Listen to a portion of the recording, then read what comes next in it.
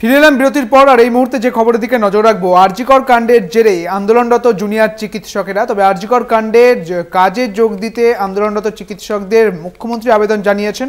টানা কর্মবিরতিতে জুনিয়র ডাক্তারেরা রয়েছেন এবং বিচার না পাওয়া পর্যন্ত আন্দোলনে অনড় থাকবেন জুনিয়র ডাক্তারেরা, এমনটা তারা জানিয়েও দিয়েছেন। যদিও এর আগে কলকাতা হাইকোর্টের পক্ষ থেকে বলা হয়েছে, পাশাপাশি সুপ্রিম কোর্টের পক্ষ থেকে বলা হয়েছিল এবং মুখ্যমন্ত্রী মমতা বন্দ্যোপাধ্যায় গতকালও তাদের বলেছেন যে তারা কর্মবিরতি আর যাতে না করে, তারা যেন কাজে ফিরে যায়। এবং এই মুখ্যমন্ত্রীর এই বলার পরেও বিচার না পাওয়া পর্যন্ত আন্দোলনে অনড় থাকার কথাই বলছেন জুনিয়র ডাক্তারেরা। বিচার না পাওয়া পর্যন্ত আমরা আন্দোলনে অনড় থাকব, এমনটাই জানিয়েছেন জুনিয়র ডাক্তারেরা যারা কর্মবিরতিতে রয়েছেন।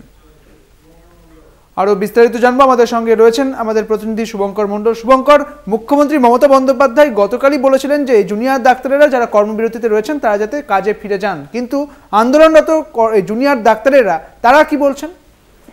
দেখো, তারা গতকালই জানিয়েছেন, মুখ্যমন্ত্রী গতকাল জানিয়েছেন, তারাও গতকালই জানিয়েছেন। তাদের যখন মিছিল ছিল তাদেরকে প্রশ্ন করা হয়েছে এবং তারা তখন স্পষ্ট জানিয়েছেন যে মুখ্যমন্ত্রী হুঁশিয়ারি দিতে পারেন, আবেদন করতে পারেন, কিন্তু যতক্ষণ না তারা বিচার পাচ্ছেন, ওই নির্যাতিতা ছাত্রী বিচার পাচ্ছে, ততক্ষণ পর্যন্ত তাদের এই অবস্থান আন্দোলন তারা চালিয়ে যাবেন। এবং শ্যামবাজার থেকে শুরু করে ধর্মতলা পর্যন্ত যে টানা মিছিল তারা করেছেন, একাধিক ডাক্তার, জুনিয়র ডাক্তার মিলে, সেখানে প্রত্যেকেই কলকাতা টিভির তরফ থেকে প্রশ্ন করা হয়েছিল যে তারা কি চাইছেন। তারা কিন্তু স্পষ্ট জানিয়েছেন যে বিচার যতক্ষণ না পাচ্ছেন, যদি আগামী 2-3 দিনের মধ্যে বিচার পেয়ে যান তাহলে 2-3 দিনের মধ্যে তারা অবস্থান তুলে নেবেন। আর যদি বিচার না পান, যতদিন পর্যন্ত বিচার পাচ্ছে না, যতদিন পর্যন্ত দোষীদের দৃষ্টান্তমূলক শাস্তি হচ্ছে না, ততদিন পর্যন্ত তাদের কিন্তু এই অবস্থান আন্দোলন তারা চালিয়ে যাবেন।